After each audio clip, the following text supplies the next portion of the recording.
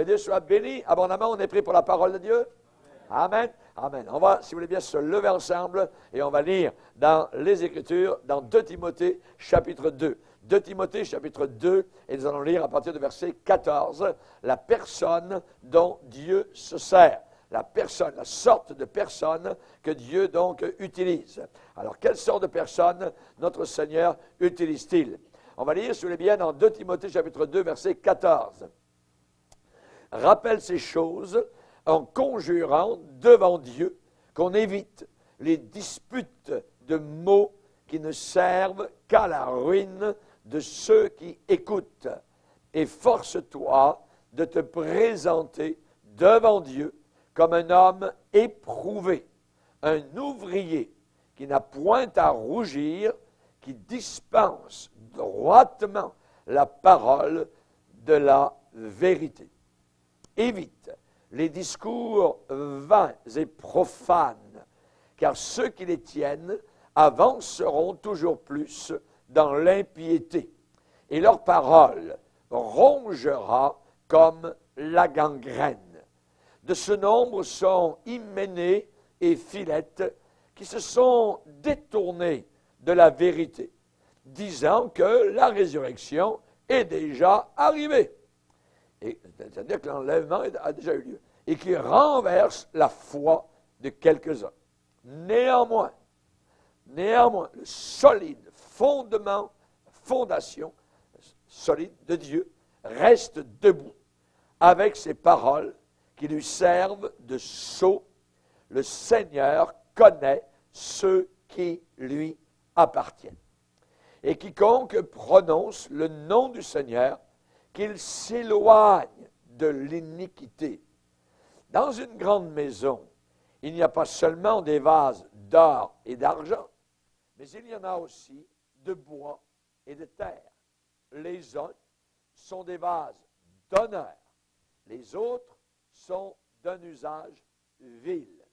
Si donc quelqu'un se conserve pur en s'abstenant de ces choses, il sera un vase d'honneur, sanctifié, utile à son maître, propre à toute bonne œuvre.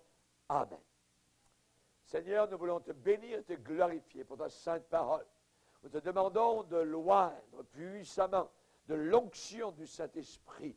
Nous te demandons, Seigneur, cette parole puisse accomplir son œuvre, son travail, son labour dans nos cœurs. Nous voulons, Seigneur, avoir des cœurs ouverts sous le choc de l'Évangile. Cette charrue merveilleuse qui ouvre nos cœurs, qui nous fait comprendre, Seigneur, ce qui est caché. Tu es un Dieu glorieux et puissant. Et nous te demandons, Seigneur, que nous puissions être encore plus utilisés à ta gloire. Dans le nom de Jésus, Amen. Et tout le peuple dit, Amen. Gloire à Dieu. On va s'asseoir, frères et sœurs, chers amis. Alléluia. La personne dont Dieu se sert. Ici, l'apôtre parle dans une maison. Il prend l'exemple, ça n'a pas changé au travers de 20 siècles d'histoire, depuis les Romains et les Grecs. Dans les maisons, il y a de la vaisselle, il y a des ustensiles, et à cette époque-là aussi. Et l'apôtre Paul va dire, dans une grande maison, c'est-à-dire une maison qui a beaucoup de pièces, voyez, qui est spacieuse, il n'y a pas uniquement des vases d'or et d'argent, voyez, mais il y en a aussi des vases de bois et de terre. Il y en a qui servent à quelque chose d'honorable. Lorsqu'il y a des invités, on sort la grande vaisselle, voyez. Et lorsqu'il y a le courant des journées normales, on se sert eh bien, pour un usage vil eh bien, de vases qui sont de bois et de terre. Hein. Donc, et l'apôtre Paul, à partir de cet exemple-là, va dire, si donc quelqu'un se conserve pur, c'est-à-dire pur en doctrine, puisqu'il vient ici de parler précédemment de faute doctrinale, d'errance doctrinale, hein, où l'on commence à dire certaines choses au nom du Seigneur alors que ce n'est pas du tout le cas. Alors, si quelqu'un s'abstient de ces choses, reste dans le grand courant de l'enseignement séculaire, l'enseignement de la parole de Dieu, alors, en s'abstenant de ces mauvaises choses, cette personne sera quoi? Un vase d'honneur. un vase d'honneur. Ça va être un honneur au Seigneur et il va dire que ces personnes-là seront sanctifiées, c'est-à-dire mises à part pour un travail particulier. Hein, vous ne mettez pas, évidemment, l'eau de vaisselle dans un vase en or. Hein, non, pas du tout. Hein, vous le mettez dans un vase de terre, ainsi de suite, ou quoi que ce soit, hein, pour aller le porter dans la rue, ou quoi que ce soit à cette époque-là. Hein, il y avait les égouts, donc il passait dans les rues. Et donc, mais si quelqu'un se conserve pur, il sera un vase d'honneur, sanctifié, utile à son maître et propre à toute bonne œuvre. C'est-à-dire, il sera prêt à faire ce que Dieu a prévu pour lui, prêt pour toute bonne œuvre. Vous savez, il y a des gens qui crient au Seigneur pour que Dieu les utilise. Seigneur, utilise-moi. Seigneur, sers-toi de moi. Seigneur, je veux être utilisé. Il n'y a pas de problème vis-à-vis de ce genre de prière-là. Mais est-ce que Dieu peut les utiliser? Est-ce que Dieu peut véritablement s'en servir? Bien souvent, ces gens ne sont pas abandonnés au Seigneur. Ils ne sont pas véritablement consacrés au Seigneur. Ils ne sont pas humbles. Ils ne sont pas enseignables. Bien souvent, ils connaissent à l'avance. Ils ne veulent rien apprendre. Hein. Ils ne sont pas séparés pour le Seigneur. Ils ne sont pas sanctifiés. Il y a beaucoup de gens qui peuvent venir voir un gérant de magasin, par exemple, pour trouver du travail dans le magasin, mais ces gens-là ne sont pas propres à ce travail. Ils ne sont pas, je dirais, propres pour faire ce genre de travail. Et souvent, un gérant de magasin va dire, quand nous désirons quelqu'un, eh bien, ce qu'on fait, on fait une annonce quelque part dans les journaux, dans les annonces. Hein, on va faire une annonce parce qu'on a besoin de quelqu'un et on passe quelques jours à essayer de trouver la personne dont on a véritablement besoin. Une fois qu'on a trouvé la personne, on la teste. On teste cette personne-là pour voir si elle est vraiment adéquate au travail dont nous avons besoin. Et vous savez que dans le service de Dieu, eh bien, c'est une prière que j'ai faite, je dirais, dès le premier jour où Jésus m'a sauvé. Je veux être utile. Seigneur, je veux être utile. J'avais 21 ans, c'était un désir au fond de mon cœur. Et je l'ai dit au Seigneur, je me rappelle, Seigneur, je veux être utile. Je veux cette utilité. Et Dieu utilise, évidemment, donc, ce qu'il peut. Il utilise ce qu'il peut. Et il les utilise à plein rendement, je dirais, hein, dans leur capacité pour son service. Si quelqu'un se conserve pur en s'abstenant, abstention de choses mauvaises, cette personne sera un vase d'honneur sanctifié, utile à son maître et propre à toute bonne œuvre. À toute bonne œuvre. Donc, au lieu de prier parfois tellement pour être utilisés, eh bien, les gens devraient se sonder au fond de leur cœur pour voir s'ils sont utilisables. Est-ce que le Seigneur peut m'utiliser? Est-ce que le Seigneur peut se servir de moi? Il nous connaît. Il nous connaît très bien. Aux yeux des autres, autour, nous pouvons projeter une image. Mais ce n'est pas l'image que Dieu regarde. C'est la réalité, ce que nous sommes véritablement. Voyez? Donc, Dieu ne peut pas utiliser le premier qui vient, qui se propose, ainsi de suite. Le premier qui arrive, pas plus qu'un propriétaire de magasin ne le peut. Seulement Dieu utilise ceux et celles qui sont sanctifiés. Sanctifiés, c'est-à-dire mis à part.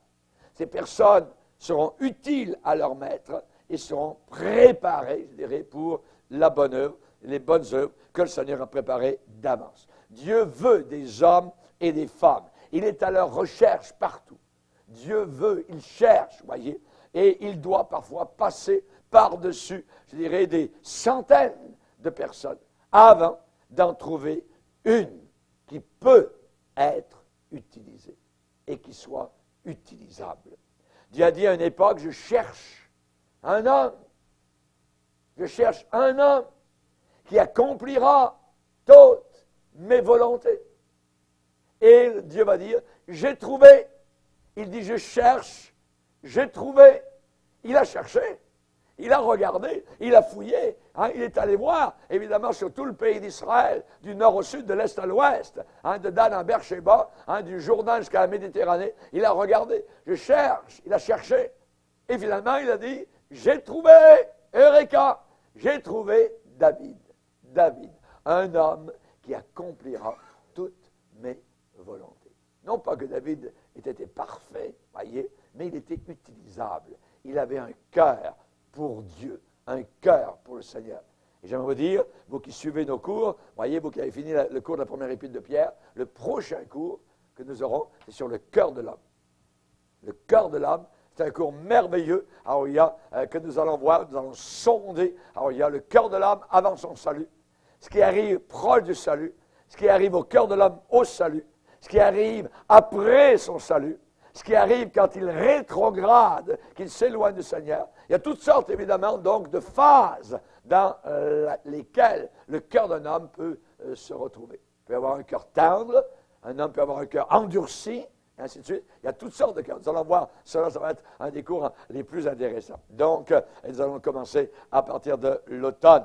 Voyez. Donc, particulièrement, j'aimerais vous dire, quand Dieu dit « je cherche un homme », il trouve.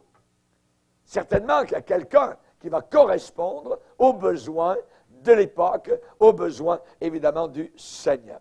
J'aimerais vous dire, premièrement, ce qui est important, c'est l'attitude.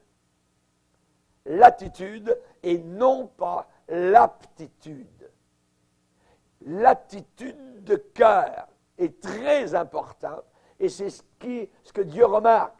Et non pas uniquement les aptitudes, les capacités, voyez, qu'une personne peut avoir.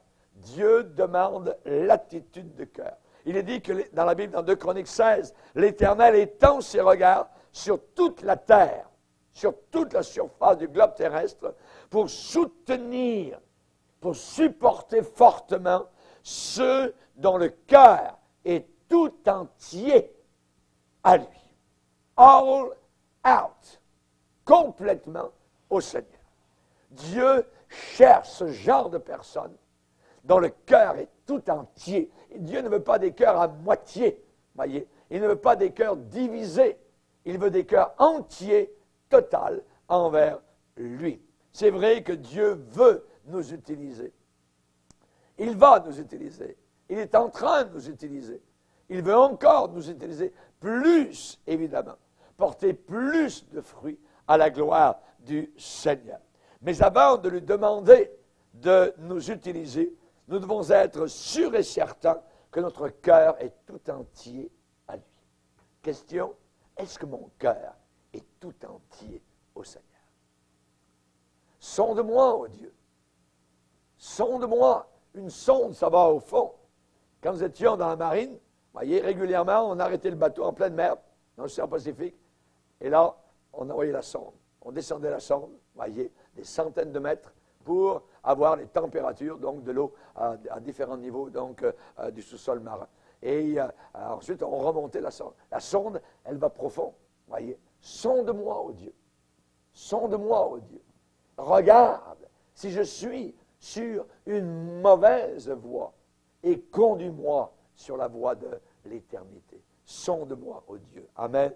Est-ce que mon cœur est tout entier à lui? Si notre cœur est tout entier au Seigneur, il va se montrer ferme envers nous. Il va se montrer fort envers nous. Il va nous soutenir. Il soutient ceux dont le cœur est tout entier à lui. Quand Dieu cherche quelqu'un pour œuvrer, pour travailler, pour accomplir des œuvres que nous ne connaissons pas, mais qu'il, lui, le Seigneur a préparé d'avance, nous entrons dans sa vigne. Et le Seigneur ne demande pas particulièrement, est-ce qu'il a du talent? Non, non, non, non. Dieu ne cherche pas des talents. Il ne cherche pas des gens talentueux. Dieu ne pose pas la question, est-ce que cette personne a une bonne éducation? Non, non, pas du tout. Voyez, Dieu a utilisé des gens qui savaient à peine parler le français. En France, particulièrement, il y a eu un Anglais que Dieu a utilisé, le pasteur Scott, qui est d'Angleterre. On le comprenait à peine, voyez, mais Dieu l'utilisait. Dieu l'utilisait puissamment. Et cet homme-là était utilisé de Dieu pour fonder des églises, pour chasser les démons, voyez. Il était âgé, mais c'est un homme que Dieu utilisait. Et ceux qui sont en France, eh bien, quand on parle, les anciens parlent de M. Scott, vraiment, c'était un véritable homme du Seigneur. Mais son français, il cachait les mots, c'était tout à l'envers, tout ça. Mais Dieu l'utilisait. Et Dieu l'utilisait. Alléluia. Donc, Dieu ne cherche pas particulièrement des gens talentueux, voyez, ou des gens avec une bonne éducation, bien que c'est bon d'avoir une bonne éducation. Il ne cherche pas des gens avec une belle voix. Hein? Le Seigneur ne cherche pas des gens qui sont éloquents en prière, voyez. Hein? Est-ce qu'il est puissant lorsqu'il parle? Dieu ne pose pas des questions semblables. Dieu pose un autre genre de questions. Dieu pose comme question, est-ce que son cœur est à moi entièrement?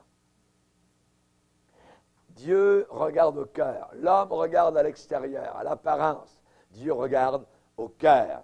Dieu pose comme question, est-ce qu'il est saint? Est-ce qu'elle est sainte? Voyez. Est-ce qu'il aime les autres? C'est une grande question. Est-ce qu'il aime les autres? Est-il prêt à marcher par la foi et non pas par la vue? Est-il prêt? Est-elle prête à s'abandonner totalement entre mes mains? Est-ce que cette personne m'aime tellement que finalement, elle aura tellement confiance dans mon amour, eh bien, qu'elle aura confiance qu'elle va être utilisée, même si elle ne le voit pas tout de suite en apparence. Est-ce que cette personne a une foi totale en moi? Voyez. Utile, inutile. Utile, inutile. Fertile, stérile. Dieu désire que nous portions du fruit. Dans Jean 15, il y a un crescendo. Cette expression, c'est pas de fruit, du fruit, plus de fruits, beaucoup de fruits, et encore beaucoup de fruits.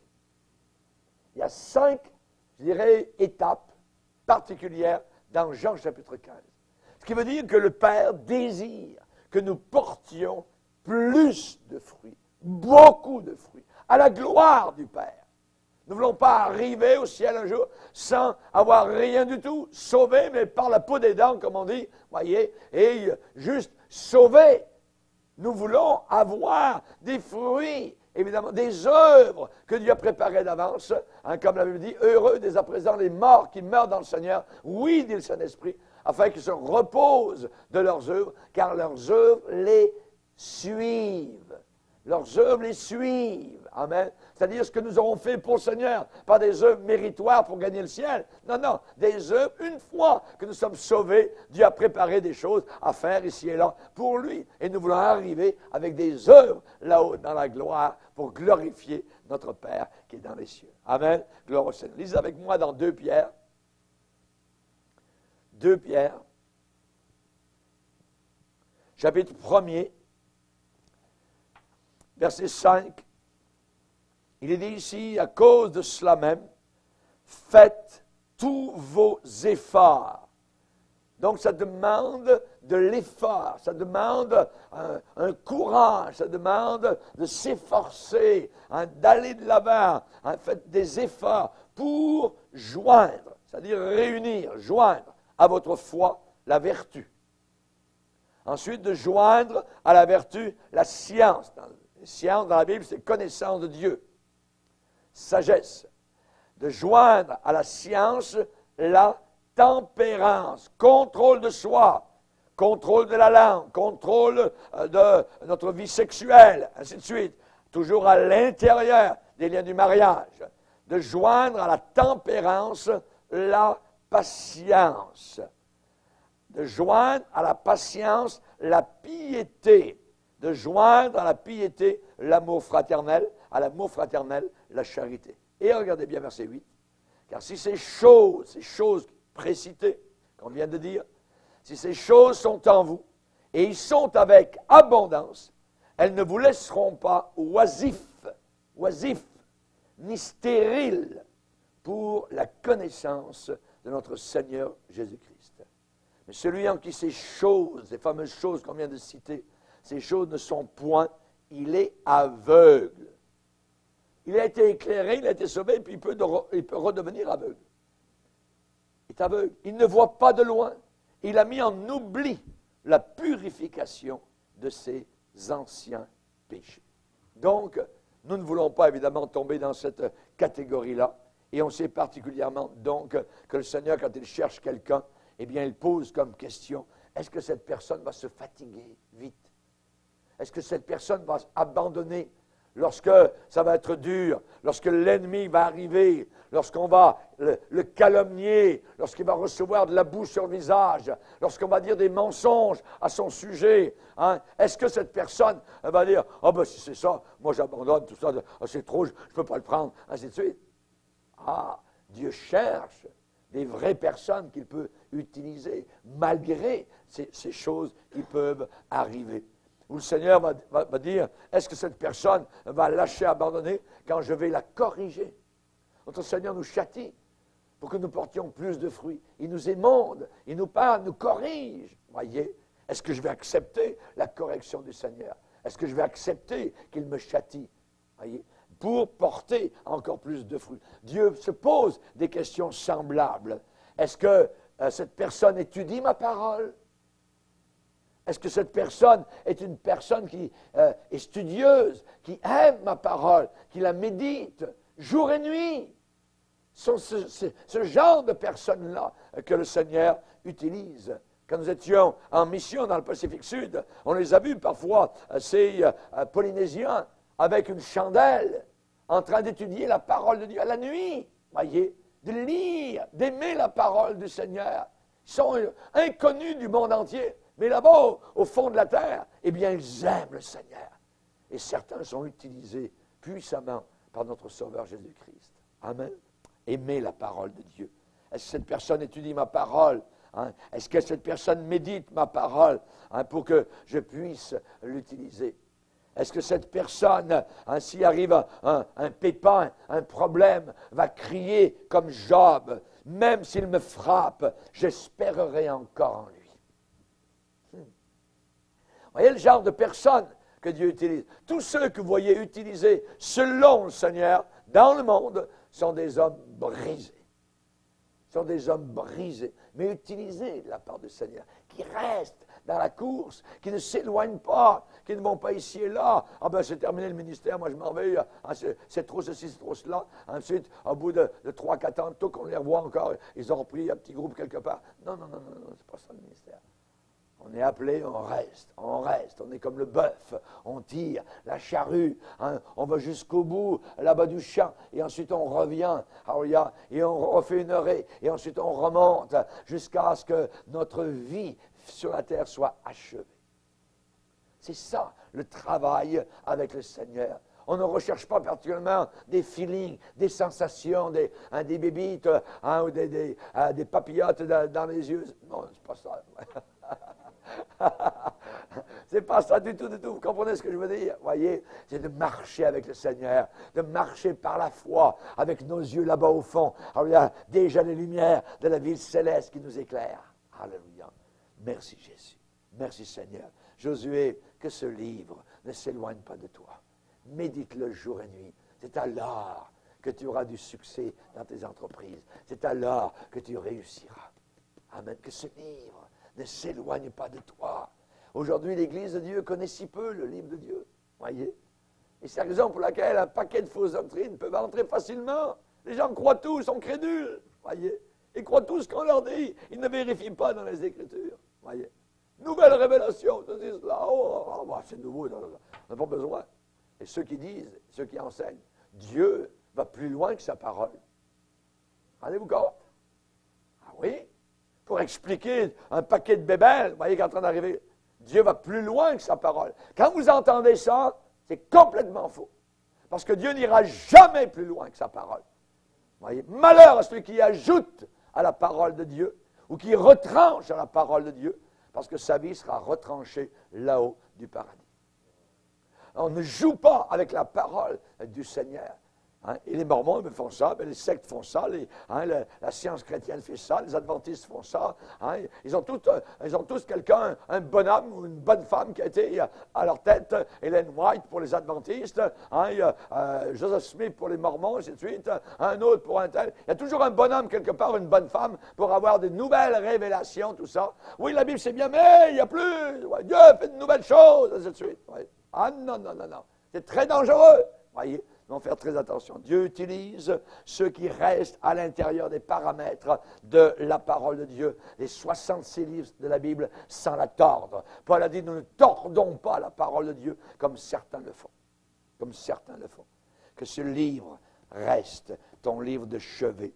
Dieu se pose comme question, est-ce que cette personne se repose sur mon conseil? Sur mon conseil. On l'appellera conseiller. Voyez. Vous voulez des conseils? Lisez le livre des Proverbes. Lisez le livre des Proverbes. Cette semaine, j'arrivais un peu de bonne heure à mes réunions à l'église haïtienne, pour ne pas rentrer avec les ponts et tout ça, puis le gros trafic. Et c'est un livre dans lequel je me suis plongé. Le livre des Proverbes. Livre des Proverbes. J'ai lu avant les réunions ce livre merveilleux, rempli de conseils. Et si, je dirais, on retournait pas en lisant rapidement, non, en sirotant, je dirais, véritablement, les proverbes, en s'arrêtant. Ah, merci Seigneur. Hein, et on lit, et on dit, est-ce que tu as quelque chose pour moi, Seigneur?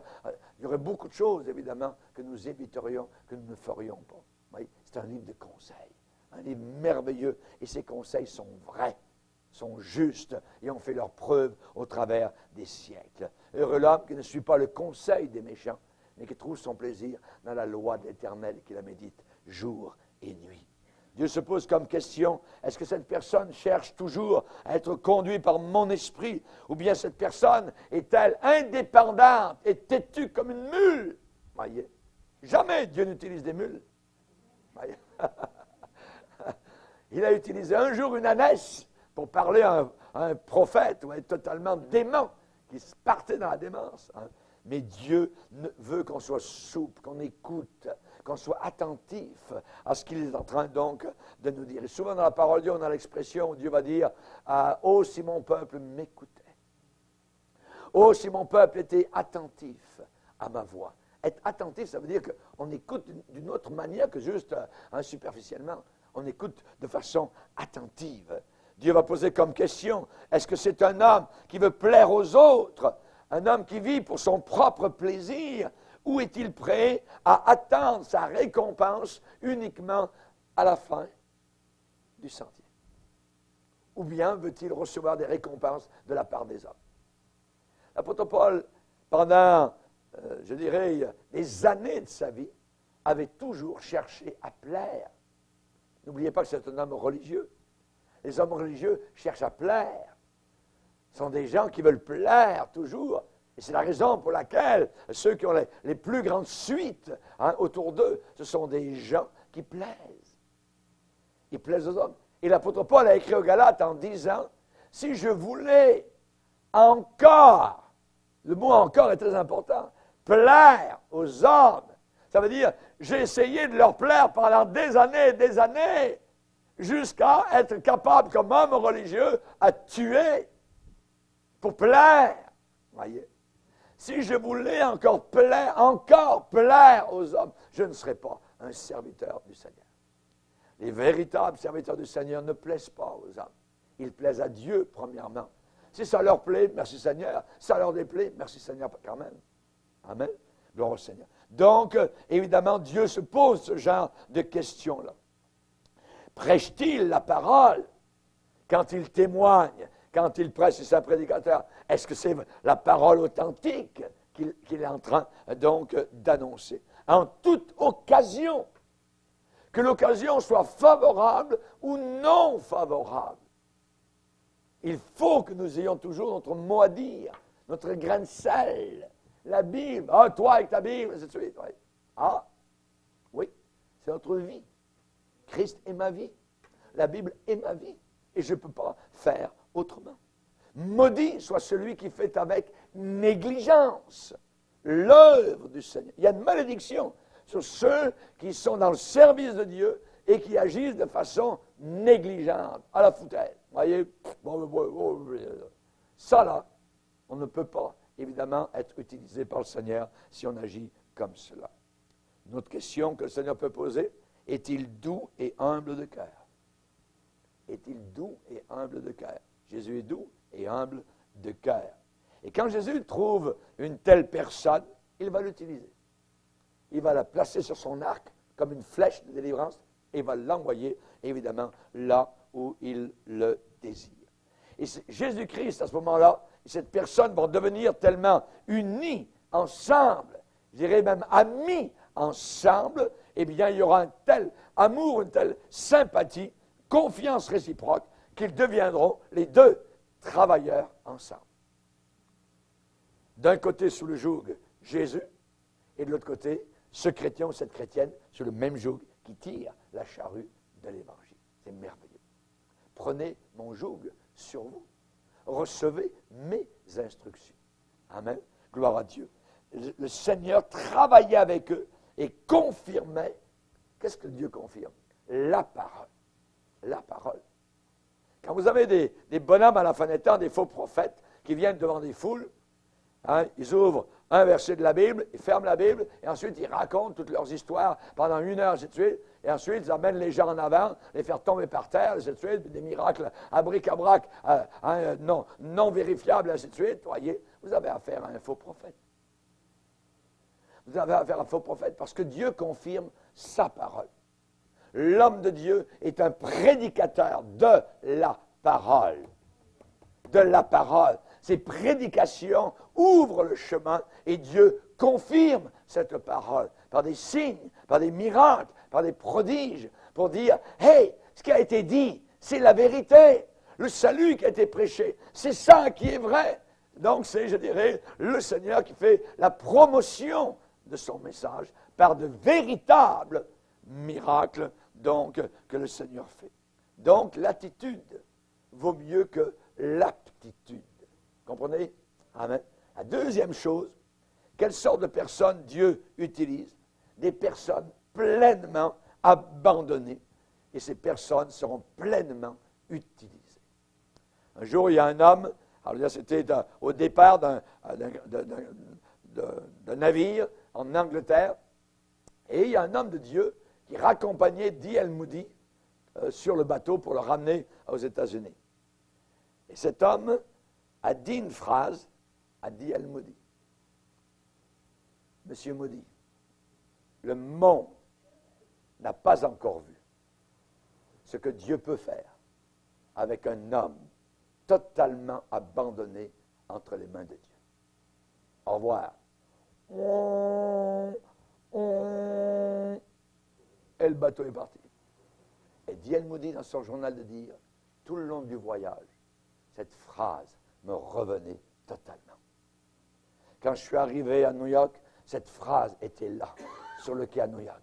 Quand je suis arrivé à Chicago, proche de chez moi, sur le pavé de Chicago, cette phrase était là. Et j'ai dit au Seigneur, en arrivant proche de chez moi, Seigneur, je serai cet homme. Et cet homme-là, à son époque, évidemment, est devenu une légende, un homme puissamment utilisé de la part de Dieu. Monsieur Moody, le monde n'a pas encore vu ce que Dieu peut faire avec quelqu'un de totalement livré entre les mains du Seigneur. L'apôtre Paul, plus il le fouettait, plus il le lapidait, plus ils essayaient de se débarrasser de lui, plus Dieu l'utilisait. Alléluia!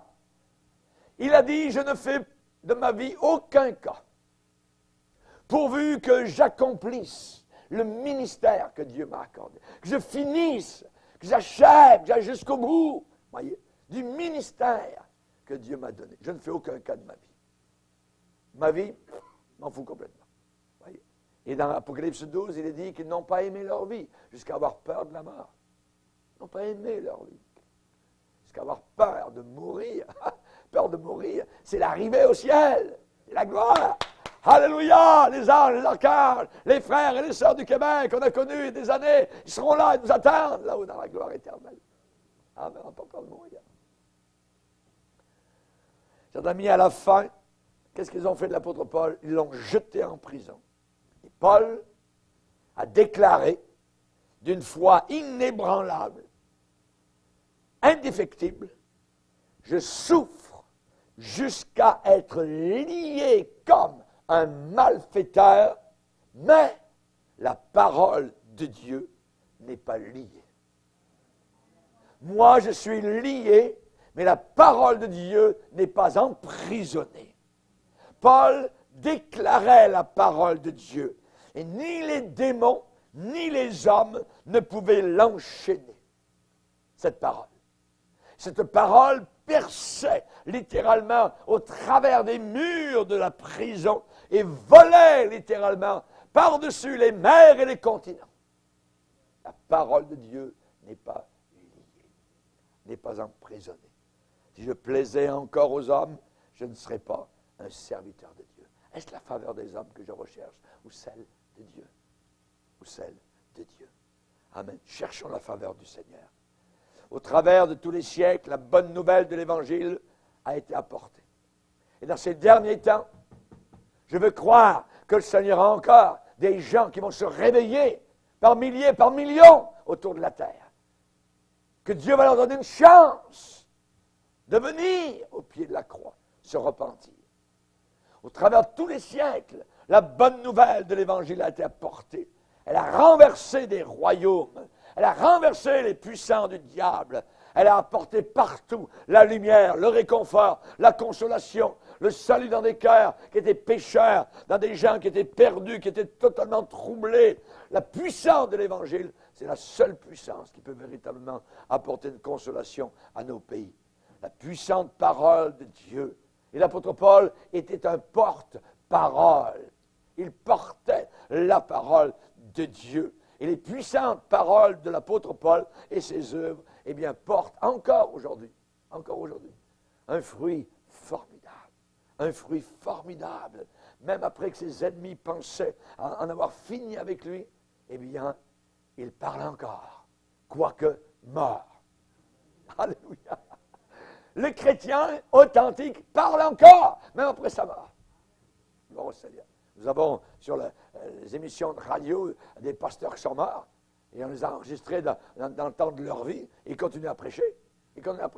Ah oui, ils parlent encore, ils bénissent encore. La parole de Dieu est encore vivante au travers de leur bouche, même si eux sont rendus là-haut dans le ciel.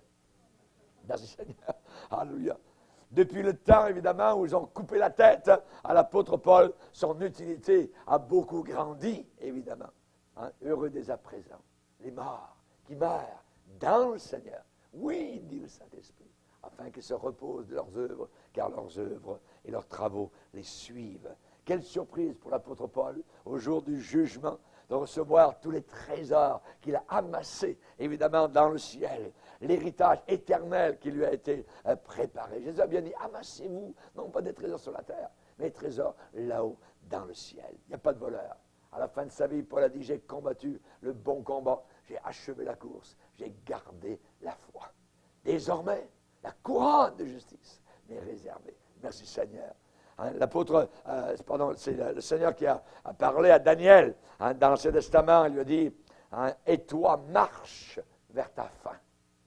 Marche vers ta fin. Tu te reposeras. Tu te reposeras. Et tu seras debout pour ton héritage à la fin des jours. Tu seras debout pour recevoir ta récompense, ton héritage à la fin des jours. On sait que le Seigneur a donné l'exemple de ceux qui avaient reçu 5 talents, d'autres avaient reçu 2 talents, et un autre a reçu 1 talent. Et à ceux qui avaient reçu 5 et 2, le Seigneur a dit, c'est bien, bon et fidèle serviteur. Bon et fidèle serviteur. Entre dans la joie de ton maître. L'apôtre Paul a vécu, n'oubliez jamais, des jours très sombres. On pense que Paul était toujours au 3e ciel, voyez.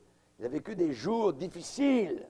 Il a eu les faux frères, voyez, avec qui il se tenait. Il ne savait pas, est-ce que c'est sont vrais, sont faux. Il les sondait, les faux frères. Il a eu Alexandre, qui lui a fait beaucoup de mal.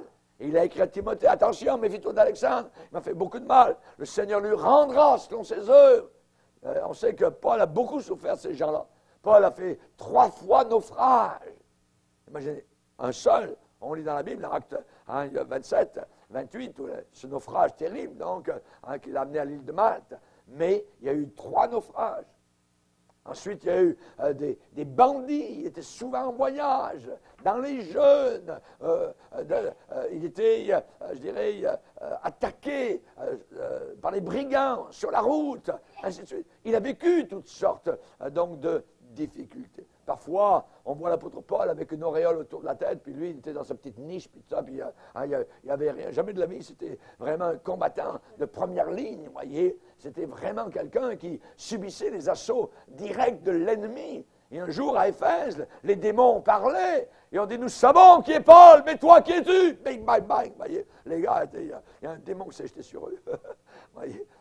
On voit, évidemment, que les démons savaient qui était véritablement l'apôtre Paul. Nous savons qui est Paul. Il n'avait pas, il tremblait, évidemment, en face de l'apôtre Paul. Donc, étudiez la vie de l'apôtre Paul. Étudiez les actes des apôtres. Relisez les épîtres, les lettres qu'il a écrites aux églises et voyez les conflits qu'il a eus, les découragements qu'il a pu avoir. Prenez courage, mes frères et mes sœurs. Vous pensez parfois que vous êtes inutiles. Non, vous ne l'êtes pas. Faites confiance au Seigneur. Ayez la bonne attitude et Dieu va vous utiliser, va tous nous utiliser. Il attend même, je dirais, de nous utiliser. Premièrement, demandons-lui de nous rendre utilisables. Si quelqu'un se conserve pur, se conserver. La vie chrétienne, ce n'est pas juste un petit bout, quelques mois, puis c'est terminé. Il y a des années, des années, des années. Se conserver au travers des années, se conserver pur de corps. Pur de cœur, pur doctrinalement, pur dans nos motifs aussi. Pourquoi je sers le Seigneur? On sait que Paul a dit aux Philippiens que certains prêchaient la parole de Dieu, mais avec des motifs impurs. On peut dire la bonne chose, mais avec des motivations qui sont totalement anti-Dieu, contre le Seigneur. Donc, nous devons avoir des motifs purs, voyez. Soyons certains de notre droit avec le Seigneur et remplis du Saint-Esprit. Chers amis, ne soyez pas surpris au jour du jugement de voir combien votre récompense sera grande. Alléluia. Et on va dire peut-être que vous allez être surpris. Alléluia. Vous qui avez lutté, vous qui avez vaincu, quand on est persécuté, quand on est vraiment rejeté, bafoué, ainsi de suite, Jésus a dit, réjouissez-vous parce que votre récompense est grande dans les cieux. On oublie cela, qu'il y a une récompense aussi vis-à-vis de tous les assauts de l'ennemi que l'on peut avoir contre notre vie ici-bas sur cette terre. Moïse n'a pas regardé la colère de Pharaon, la face, je dirais, de démon qu'avait le Pharaon. Non, il a dit, bye bye, moi je m'en vais avec le peuple d'Israël. Mais moi,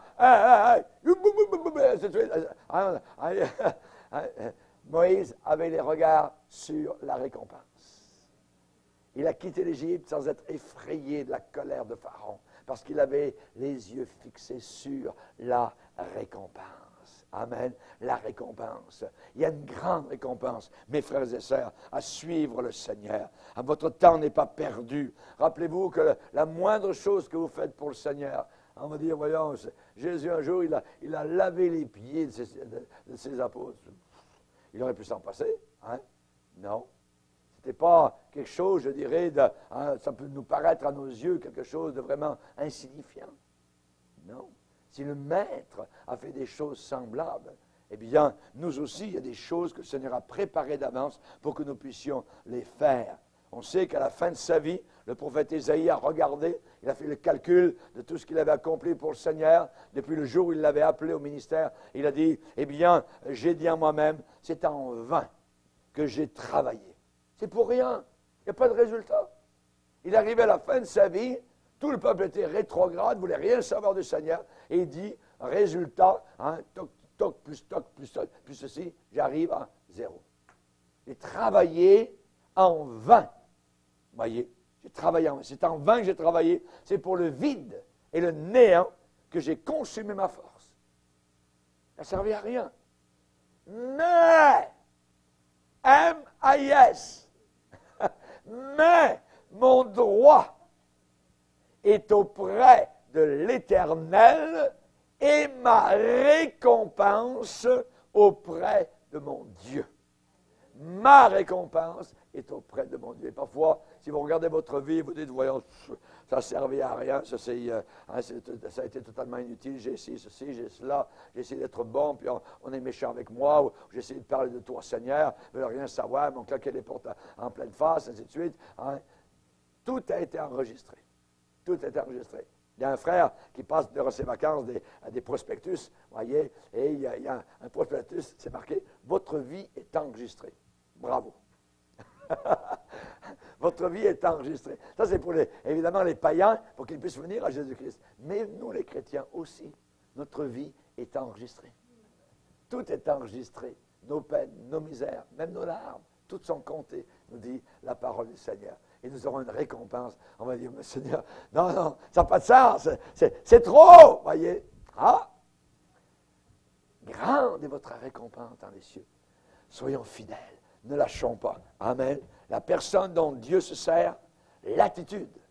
L'attitude. Pas l'aptitude, pas les capacités, l'attitude. Et être pleinement abandonné, livré entre les mains du Seigneur. Et toi, marche vers ta fin. Marche vers ta fin. Tu te reposeras et tu seras debout pour recevoir ton héritage à la fin des jours. Amen.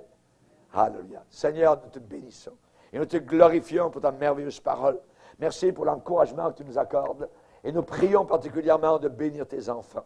Tous ceux et celles qui autour de la terre nous écoutent, Seigneur, sur les 5 continents. Nous te prions de les fortifier. Nous savons que certains sont persécutés à mort, certains doivent fuir, leurs églises ont été brûlées, leurs femmes ont été violées, leurs enfants tués pour certains. Tu vois le prix qui a été payé, mais Seigneur, il n'y a pas un seul cheveu qui tombe à terre sans que tu ne le vois, que tu ne le remarques. Nous voulons être utilisés par toi, Seigneur. Alors, ce n'est pas les aptitudes que nous voulons, mais nous voulons avoir la bonne attitude. Nous voulons aimer ta parole, nous voulons être doux de cœur, nous voulons être sanctifiés, nous voulons véritablement être utilisable, Seigneur. Nous voulons plier, être dociles sous ta parole qui est si bonne, tes conseils qui sont si enrichissants. Aide-nous, Seigneur, encore à prendre cette semaine les conseils merveilleux du livre des Proverbes pour qu'ils puissent nous encourager, nous fortifier et que nous ne puissions jamais nous égarer loin de toi. Nous prions cela, Père, dans le nom puissant de Jésus-Christ. Amen. Et tout le peuple dit...